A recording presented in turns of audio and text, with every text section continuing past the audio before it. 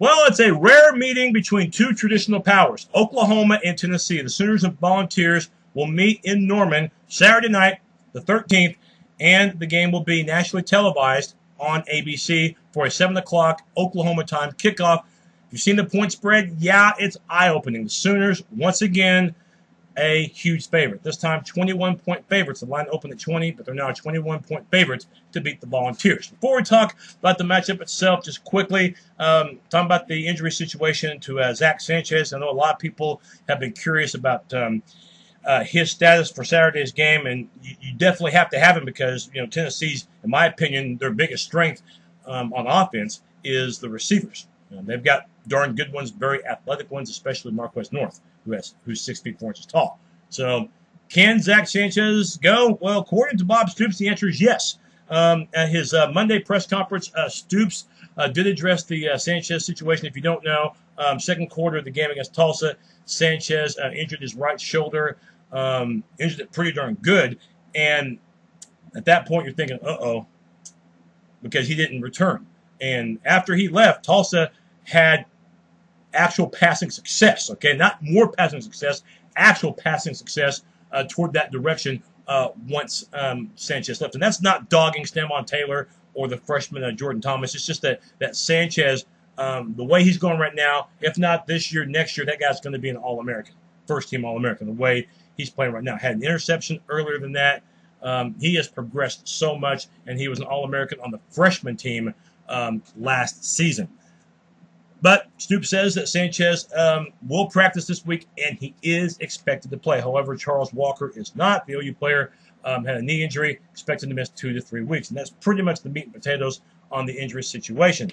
But Stoops, during his weekly press conference, again, praised the offensive line, and that's where it all begins, with Adam Shedd, of course, the tackle Darrell Williams, and center Ty Darlington continuing his progression. So, Sooner offensive line made it possible for their team to gain well over 250 yards on the ground, including an 81-yard touchdown run by Alex Ross. Keith Ford, again, had a solid game. Even Trevor Knight, the quarterback, had a TD run of about 25 yards early on. And the passing game, speaking of Knight, 1 yard shy of 300 yards. So he was 21 of 34, hooked up with Sterling Shepard once for a touchdown. And that passing number could have been even higher, and Knight will be the first to tell you that. He missed Shepard on a few passes in which Shepard clearly had his man beat. So the timing part, I think, will develop throughout the season. So no big worries there.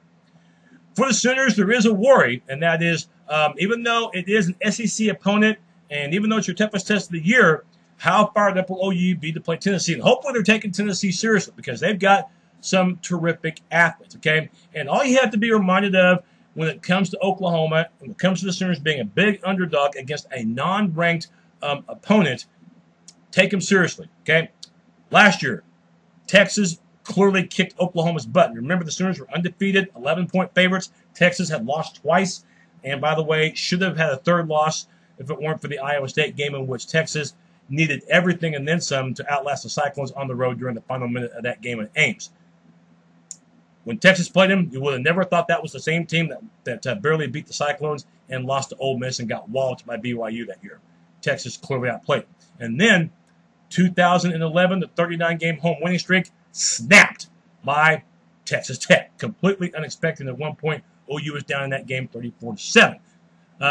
You give credit to those teams for winning, but also the Sooners lost knowing that they didn't play that brand of football they were capable of playing. And the 39-game home winning streak, well, it was history that day, and that comeback for the Sooners wasn't enough. And Texas Tech that year ended up finishing 5-7. So a big, big favorite doesn't always mean 100% success. Remember that. Very important. Sooners cannot read their press clippings and believe them, okay? They can't, listen to sports radio and think that just because the fans and the host think that this should be a route, that automatically it's a route, just like that. Sooners still have to go out and execute. They still have to go out and play solid ball. Basically do what they've done for the first 2 weeks, and they should be fine. It'll be a tougher challenge because Tennessee has speed. They've got an offense that can do some good things, and A.J. Johnson is one heck of a linebacker for the Volunteers. Still, though, the Sooners, if they play the brand of ball that they have been playing, then they should win this game. Next year's game against Knoxville might be a different story because Tennessee will return nearly everybody, and that game next year will be in Knoxville. This is also, too, a big week for the Sooners as far as recruits. Some possible Sooners to be will be attending this game. Remember, this is also a nationally televised game, so an opportunity for the Sooners to show a larger audience than normal for a Sooner game, just what Sooner football is capable of, especially toward those players who are contemplating going to OU. For Tennessee, they're coming off a victory over Arkansas State, who's projected to win the Sun Belt Conference. The week before that, they were very impressive against a team that a lot of people think will win the Mountain West Conference, and that's Utah State, beating the Aggies 38-7 in week 1. And last week, struggled a little bit in the beginning against the Red Wolves. Arkansas State, they've gone to postseason play recently. They've been to minor bowl games, so they're not. Tennessee wasn't exactly playing a slouch. But the Volunteers thought they recovered nicely. Second and third quarter played solid brand of football, and then fourth quarter they kind of put in cruise control after that. I think Tennessee was favored to win that game by 16, and Arkansas State scored late to make the final score respectable. But Tennessee had control of the game, I thought, from the second quarter onward, and won the game 34-19. Sooners have to be aware of one guy in particular, and that is going to be Justin Worley. That's the quarterback, and he doesn't need a whole lot of time to get rid of the ball.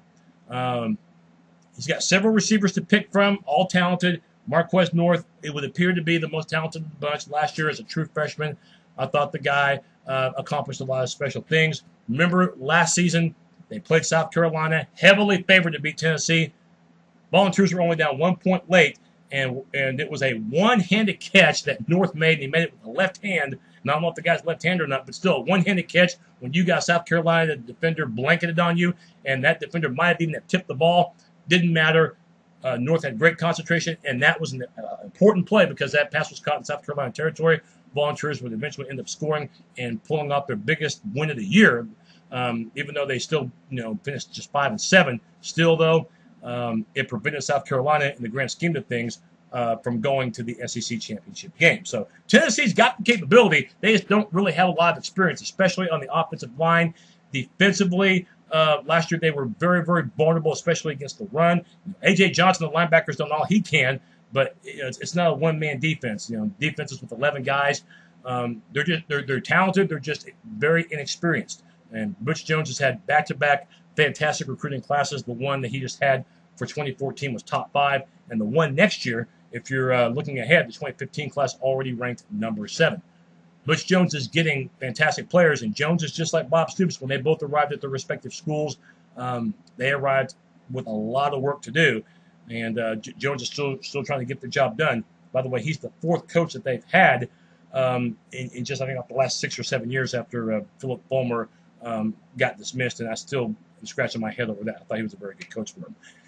Keys to this game: number 1, OU passed the test, meaning Justin Worley, put heat on him. It's going to be hard to sack him because of his quick release, but at least if you can make him uncomfortable, just like Dane Evans of Tulsa, you don't necessarily have to make a sack. Just get in his face, get the hands up, put pressure. This is an offense that is going to throw a lot of high percentage passes. The receivers for Tennessee are going to be utilized as blockers a lot, just like OU does with their receivers on a regular basis. This is where the linebackers, too, have to know their assignments, and the secondary has to be aware that Tennessee can still try to burn you with a big play with the deep ball. Number 2, OU don't volunteer giveaways, meaning make Tennessee earn it, just like you've done in the previous 2 games in which the only 3 touchdowns you've given up, the other team had to drive it the length of the field. A good way for an underdog to feel that they can win this game is by giving them stuff early. Don't think that the home crowd alone is going to be enough for the Sooners. Tennessee is used to playing in front of large crowds. It's the SEC they play in, for crying out loud. They play at Alabama every other year, their natural rival. They also play every other year at the Swamp in Florida, between the hedges in Athens, Georgia. Also, too, they play at Columbia, South Carolina every other year. They'll play there this year as well. And, it's not an easy place to win in Oxford, Mississippi. That's where they'll play this year, too, against a Ole Miss team that looks pretty darn good. Tennessee will not be intimidated by the crowd, I don't believe. Okay, they're used to playing in big environments. So for the Sooners, do not give Tennessee anything cheap.